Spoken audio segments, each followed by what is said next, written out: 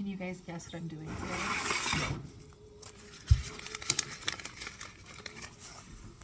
So today is February 7th, Friday, February 7th, 2025. And I have been putting this off for a while, but to be honest with you, I just really haven't felt like it's time. And now here we are, and I feel like it's time. Today is the day. Is it sunny outside? No. Does it look like seed starting weather? It sure doesn't. But gosh, I feel like it's time. I'm so ready. So I'm doing something different this year. I have done the winter sowing before, and I've started seeds in January, and I really liked it. And I started them in milk jugs just like this, with the intent that, one, I was going to do an experiment and see if it worked, and two, I was going to grow my warm weather stuff starting much earlier and just kind of see, when do seeds come up on their own. I think that's interesting to know. But this year, I'll be honest, I am looking for the lazy girl way to do this, and I have learned over the course of the last few years that seedlings, the majority of them, will handle being transplanted really, really well. You can plant them on one surface, and then when they get about 3 to 4 weeks old, you can peel them apart really gently, plug them into different things, and they thrive. I've done this with lettuce microgreens. I've done it with pea microgreens. A lot of microgreens that I've started and then taken them and transplanted them and grew them out as plants, and they do really well. So here's my idea, is I'm going to basically sow one crop in each jug, and that's gonna be how I do this year. That's my goal. So what's interesting, total side note here, is today, for whatever reason, I thought today's the day. Today's the day I'm doing this. I had no idea how many jugs I had saved up. I had some in here, I had some outside on the deck where I was going to start it, and so they were just kind of scattered around. And so I went and I picked out my seeds, and then we collected up the jugs, and there are 11 packs of seeds that I want to start today. Take a guess how many jugs I have collected up. There's 11. God knoweth. So if you haven't already seen this method before, it's pretty groovy. And I will say that the first time I did it, I was standing right here at this kitchen counter. I've got another video on YouTube where I showed the process of it, and then I don't think I ever went back and showed the progress, but it was crazy. So I started at that time basil and tomatoes and peppers, maybe chamomile, spinach, cilantro, I don't remember what else, but it was somewhere around like 10 different things, 9 or 10. The tomatoes, so I did it in January, and the idea is you put it in one of these containers, and this works like a little greenhouse, and you basically set it and forget it. So my flower bed's out back. I planted the seeds, I took it out here to the flower bed, and I set them in a row along the back wall of the flower bed, and I left them there for 4 months through the end of May. In the first month, my cool weather stuff came up on its own. Now you leave the I'm probably getting ahead of myself here. You leave the lid off, and you literally set it outside and walk away. So in the first month, my cool weather stuff came up, spinach, kale, not the lettuces. In March, the lettuce came up. In May, it took 4 months, but in May, or 3, I guess, January to February, February to March, March to April, April to May. It took 4 months of them just sitting there doing nothing, but they came up on their own. The seeds came up on their own, and the peppers came up a little bit before that. The plants filled the container. I just put a handful of seeds.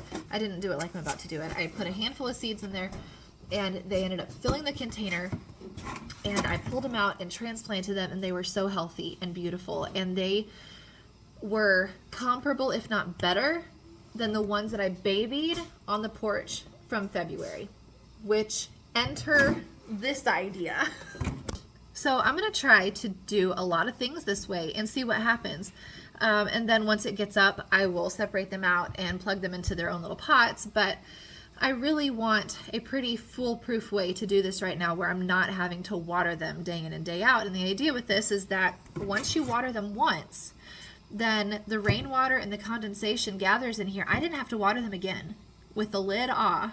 Did not have to water them for 5 months at that point, because it was middle of May, probably June, before I got my peppers out of there, if I was just going to be totally honest. So anyway, it is pretty dang cool. So let me show you how we're going to do this. So this is the thing. Okay, I'm going to adjust this a little bit. Got a real professional system here where it's propped up on a phone charger. So can I do it? I practiced this and it was much smoother in practice sessions. So this is my little mini greenhouse. Okay, I'm going to take the empty rinsed out milk jug, remove the top off of it, take a knife, stab it in the side, and cut it all the way around to where I create a hinge back here at the handle side, right? I want that handle to come up. And then we're going to put soil in the bottom of this, scatter our seeds, and then we're going to tape this back up, and then when it's time to plant, we're going to pull that tape off of there and pull the plants out. Okay, so I'm going to show you how I do this, and it's not very complicated. Take knife, stab it below that handle line, but not directly below it, to the side. Okay, so we're going to stab it in there. I gotta switch my knife because that one had a point and this one does not. And then we're just gonna go around. Does not have to be perfect.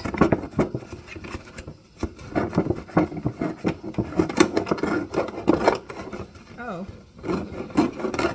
this one's gross.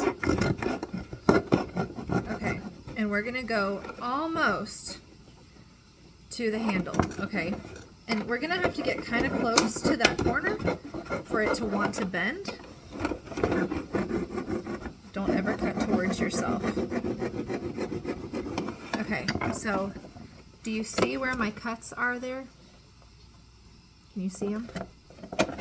Okay, now that lets that bend, and we can open that up, put our soil in here, drop our seeds in there, make sure our soil is wet, close this up, tape it shut, and boom.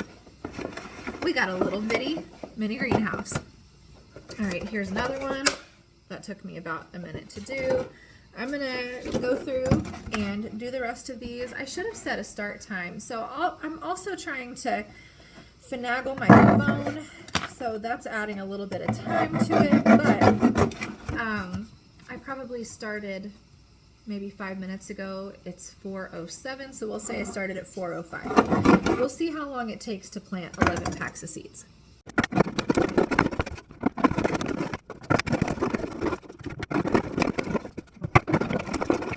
So I don't know if you could tell on that last one, or if you can tell by the look on my face, but I apparently didn't get that last one cleaned out good enough before I set it aside a few weeks ago. There's cottage cheese in the bottom of that milk jug. So pro tip, rinse the jug out real good, okay? Real good. But it is 4:16, so it has been about 9 minutes, and all of my 11 jugs are cut. So we'll say 15 minutes to be generous to cut all of them. Okay, now I gotta get my soil. Be right back. Okay, so I don't know how you guys garden, but I garden with kitchen tools most of the time. I don't know why I do that. Maybe because I'm the most comfortable with kitchen tools. I don't know, but I went out. I've got all my seeds, not all, but a portion of my seed starting stuff out on my deck because I think I'm gonna go sit outside in the sun and do my seeds. Well, that's not happening today. It's 42 degrees and cloudy, so I'm in the kitchen. But my seed mix was outside. I use the Pro Mix. It's not a seed starting mix, but it's a really good quality potting soil. And it's just really loamy. I don't know, it's good stuff. But it's been in a bag sitting out there for well over several months. soaking in rainwater. So I don't know the quality of this, but the good news is that seeds don't need just a whole ton of nutrition. They really just need a wet, soft bed to sink their roots into, and then I'll transplant them, especially considering these are going to be cool weather crops, so they're going to be transplanted here in the next at least month, Lord willing. So I went out and I got my seed starting mix, and I pressed the water out of it because it was really wet. And what I'm going to do is, in these ones that are in decent shape, we are going to just put some, see if I can, hang on. Okay, we're going to put some seed or some potting soil in here.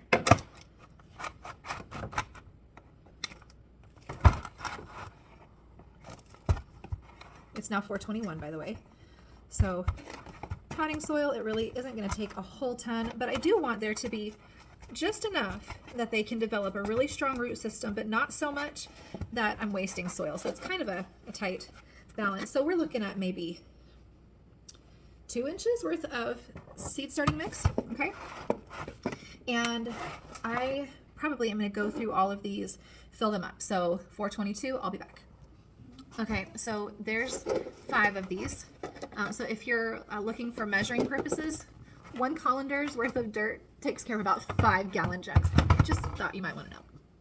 Okay, so it is now 4:28, and all of my jugs, all 11 of them, are full of dirt, and that colander worth of dirt went through 6.5 jugs. So again, for measurement purposes, if you need that, now you know. Okay, I'm going on record to say that it is 4:37, and these are all dated and labeled. No seeds in them yet, and not taped, but we're getting there, people. We're getting there. Okay, so we're gonna plant. What I have here is, it's backwards to you, green arrow peas from M.I. Gardener. And here's what I'm gonna do. I have got my little bucket of soil, and I'm gonna I'm not gonna smash it, I'm just gonna flatten it out a little bit. Take my packet of seeds, pour it in my hand. There's 40 seeds in this pack. These are actually from last year, so I want to use them up anyway. All of these are going to be last year's seeds because this is the beginning of, or this is February anyway. Okay, so just gonna scatter them. And honestly, you know what? Will you get me another pack of these green arrow peas? Because that's all I got there, and I've got room for oodles more. So let's go ahead and put another pack in there. If you think like microgreen level, then, or yeah, level of density, then you can really pack these seeds in here. Is that the green arrow? No, green arrow behind that. Okay, my faithful minions, another pack. So I'm going to do the same thing here. I'm going to pour it into my hand. I'm going to sprinkle it in here. I'm going to press this into there.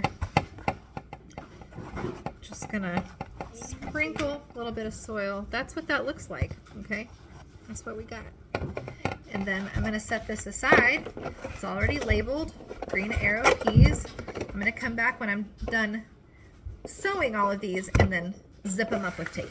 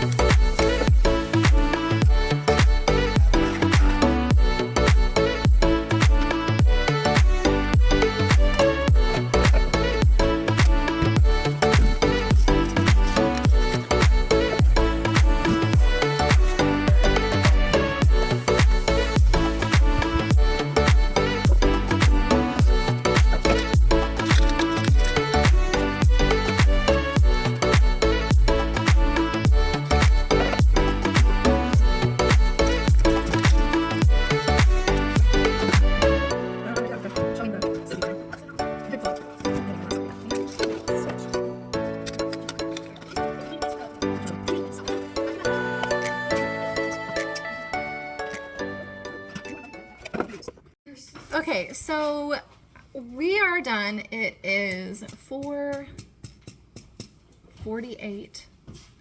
4:48, and we have got all of these seeds planted. I planted about half the package of the lettuces, the celery, so 250 roughly lettuce seeds of the Freckles romaine and the Lala Rosa leaf or Rasa leaf, all of the cabbage, which was 300 seeds, about half the celery, maybe a little less. There were 700 total, so that's going to be about 250, 300 seeds. All of the spinach, 150, half of the kale, 300, 2 packs of the peas, so 80. I think it was all of the cilantro. Yep, 100 of those. Cauliflower, I did half of those, so 150. Half of the Brussels sprouts, so 150.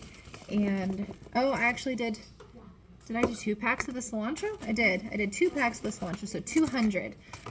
That is thousands of seeds that we have planted, created these little things. By the time an hour turns, we're going to have these zipped up and done. So let me do that to prove that I'm right. Okay, well, slight change of plans. The packing tape that I was sure that I just saw on our stairs has evaporated into thin air. And I'm not gonna lie and say that I'm not a little bit frustrated about that, but it is now 3 minutes till 5. I guess I'm gonna have to update you guys later on how long it takes me to tape these things up. That's what I get for saying it'll definitely be done within the hour. Okay, so it is the next day because I was not able to find any tape in my house. Very frustrating. I know I had some, but anyway, I have since been to the local Dollar General and got me some packing tape. And so I have 11 jugs worth of seeds here that I'm going to... Gosh, I could have swore I saw some of the cilantro seeds already sprouting, but no. No. Anyway, okay, I'm going to tape these shut, and it is 1:29 right now, and I'll let you know. I think we were at like 45 minutes yesterday before I went hunting for tape, so anyway, we'll see how long it takes me.